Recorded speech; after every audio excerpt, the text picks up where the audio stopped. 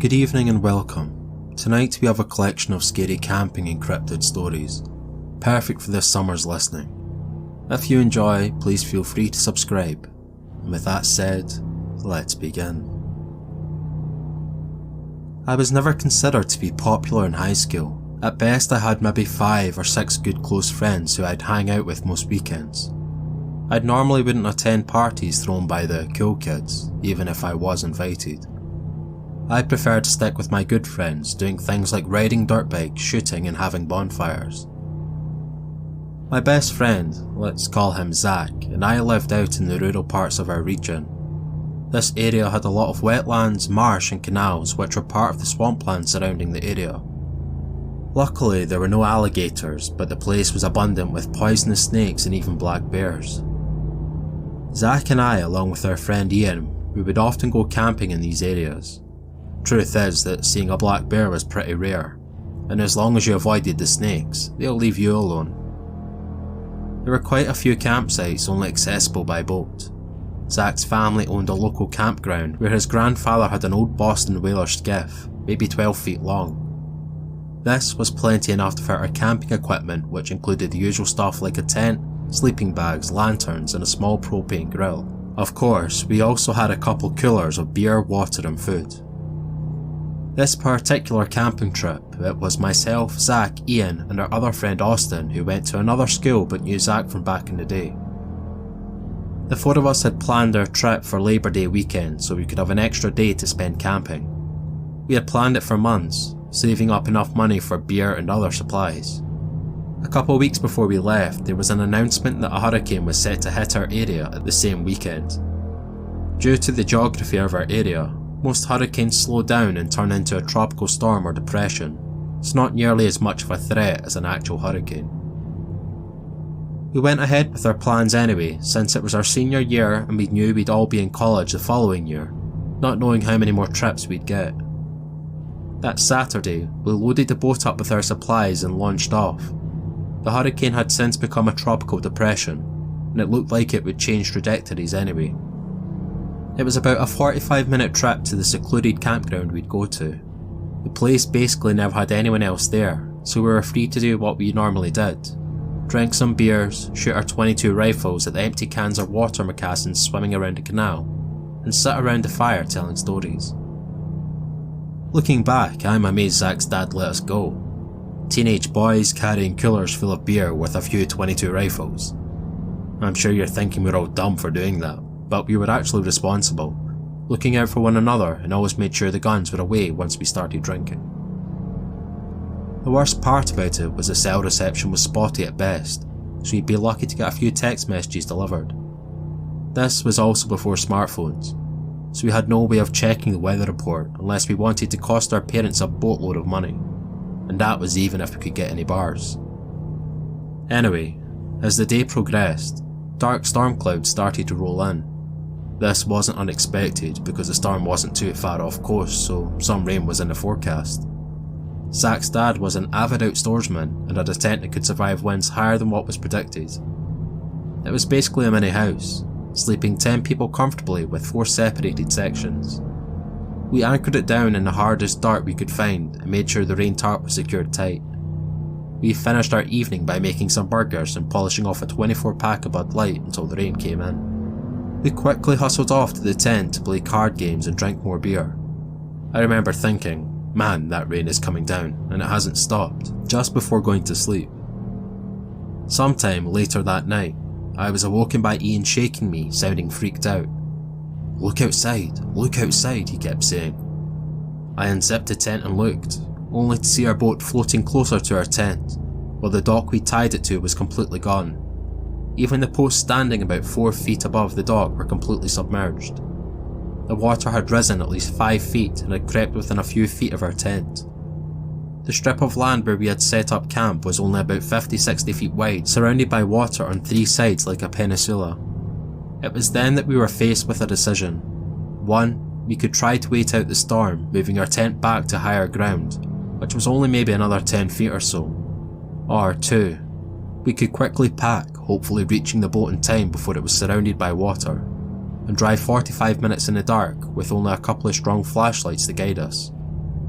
Everyone besides Zach thought we should go. Seeing that we didn't have service and if the water kept rising, which it surely would, we'd be in serious danger. We eventually convinced Zach to agree to cut the trip short and sloppily packed our things. We ended up having to jump from the ground to the boat, cutting the rope, tying it to the dock, which was about 4 or 5 feet below the water at this point. I sat up front, shining the strongest flashlight about 20 feet in front of us. It was quite possibly the worst trip of my life.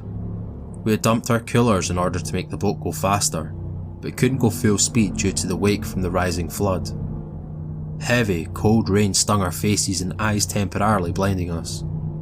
Either side of the canal was completely submerged. The narrow channel had risen at least 10 feet. As we rounded a corner, I felt a scratch from underneath the boat to my right. The small skiff lurched, then suddenly tipped, throwing the 4 of us into the dark, murky water. It was then when my mind began thinking about my parents and siblings. How sad and angry they would be that I died so young. I thought about how I'd never get to go to college and have a good job. I thought about my dreams of running off to the west coast for grad school after I finished. I felt the weight of my steel-toed boots dragging me down into the muddy abyss. It was at this point when I saw the boat a few yards away flipped over, illuminated by the spotlight I had been using. I swam to it and found that my 3 companions had found a dry spot off the bank. They had been screaming for me, but due to the heavy wind and rain, I couldn't hear them. We dragged the boat back to the bank, flipping it, and miraculously got the engine started. We must have drove 5 miles an hour the whole way home. I can tell you it was the longest boat ride of my life. We were cold, soaked to the bone, and making matters worse, still pretty impaired from all the beer we had consumed. When we saw the light off the boat ramp, we all thanked God. It was a short walk to Zach's house from there. Turns out his dad had been frantically trying to call us to tell us to come home. As it happens, the storm had hit a warm patch off the coast, strengthened and changed trajectories, hitting us directly.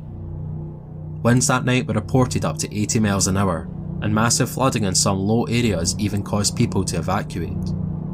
The worst part was telling Zach's dad about the damage his boat had taken and losing his tent and one of his 22 rifles. He was upset, but I think he felt responsible for letting us go in the first place. We finished the weekend by having a hurricane party at Zach's place, staying there Saturday and Sunday night playing video games and eating junk food. Unfortunately, it was our last camping trip, and sadly we don't see each other much anymore since I followed my dream to move to the west coast. Zach stays home and worked for his family, while Ian joined the Navy and started his own family. We do still keep in touch and plan to have another camping trip in the future, this time making sure the weather's clear. About halfway between Providence and New London, you could find my homely cottage nestled beneath the shade of old naughty red pines. A man I know well mentioned to me the surrounding area was previously farmland. Before that it was believed to be a hunting camp. He said they found caches of ancient flakes and tools leading all the way up to the bog behind my back fence. That is where I saw the eyes, just beyond those weathered pickets, tucked within the mess of narrow briars. I lied awake staring at the swirls in the ceiling, illuminated by my bedside candle, following the pattern across the room until the mundane thoughts of the day dissipated, allowing me to slip into a comfortable slumber. I could hear the slight wobble of the ceiling fan as it spun overhead, and the cycling of the refrigerator compressor a few rooms away, but with something outside my window which caused my head to jerk and skin to prickle. There was rustling in the leaves, not from a small creature by any means. Its strides sounded familiar, almost bipedal, and were advancing quickly. It became louder and more chilling as it approached the divide between the wilderness and my declared plot. I grabbed a flashlight from the side of my tent and exhaled a trebling breath which half-heartedly extinguished the candle's flame. I crept up to the window and bent my ear closely in efforts to sate my curiosity. Again, it stirred the forest floor, and I rested my elbow on the windowsill and aimed my unlit flashlight with diligence, right where I heard the sound, with the button loaded ready to release at movement. It does, so I cast the beam through the prickly vines and pickets, and to much surprise it reflects back at me through the gaze of 2 round spheres with a prominent glossed milky haze. Its body remained hidden behind the vegetation so no other features could be discerned. Although my hand trembled, I did not waver the light, neither did the eyes. They didn't blink or drift. This lasted for what felt like an hour. Two statues locked in eternal stare, fully succumbed to fear and curiosity alike. The battery in my flashlight gave up and immediately the rustling began again. Frantically I crawled across the nylon of the pitch black room to find batteries in the bed table drawer, but by the time I made the swap it was too late. I panned the tree line with the cone of light, desperate for a hint of something, anything that would provide answer for the inexplicable and hellish gaze. The eyes haven't appeared again in the woods, but they did elsewhere. They plague my thoughts almost every moment. The empty, lifeless stare populates my consciousness like a plague of rats, biting and tearing away at the pieces which remain loosely tethered. Now I lie awake for a different reason. For every time I begin to drift away, I see those dead, hungry eyes. Its mouth seemed to stretch across the entirety of its face, like an exaggerated grin. My flashlight shook rapidly in my hand and I was shivering once again, but this time not from the cold. After a moment passed, I heard a noise that made my heart sink to my stomach. Daniel called out to me, asking if I could see anything. When his tiny voice carried out from the tent, this thing before me twitched and turned its attention to my son's voice, who was still inside the tent. It seemed like it was drawn to the sound of my son's voice. Its face angled down towards the nylon material, its smiling mouth began to widen. Then its lower jaw dropped nearly a foot long. A row of thin, razor-sharp teeth lined the top and the bottom of its mouth. It raised its unnaturally long arm high up into the air, and I realised then what it was going to do. My body reacted on its own as I reached my hand inside the tent, grabbing onto Daniel, and I pulled as hard as I could. Daniel and I came crashing to the ground as this thing assaulted and tore through our tent. During the onslaught, I helped Daniel by placing my hand over his mouth, as his tears began to coat my hand. We stared silently at this thing eviscerating our tent. During this, one of our bags had been sent flying towards us, crashing right next to me. Realising it was my bag, I reached over and felt through the pockets before finding my car keys. I whispered into Daniel's ear that when I gave the signal to run for the car as fast as he could, despite his distress, he nodded. A few moments after the creature started attacking our tent, a noise drew its attention off into the woods. I turned towards the sound, and that's when I told Daniel to run. We both rose to our feet and dashed towards our car. A deafening shriek filled the air behind us as we ran. Right before we made it, I rapidly clicked the unlock button and we both entered the car, slamming and locking the doors behind us. I started the car, and when the lights came on, that thing was standing directly before us, an angry grin plastered across its elongated face. I threw the car into reverse and we backed out of there.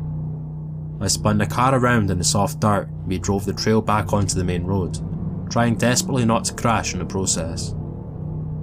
We didn't stop driving until we made it home. The entire drive, Daniel didn't say a word.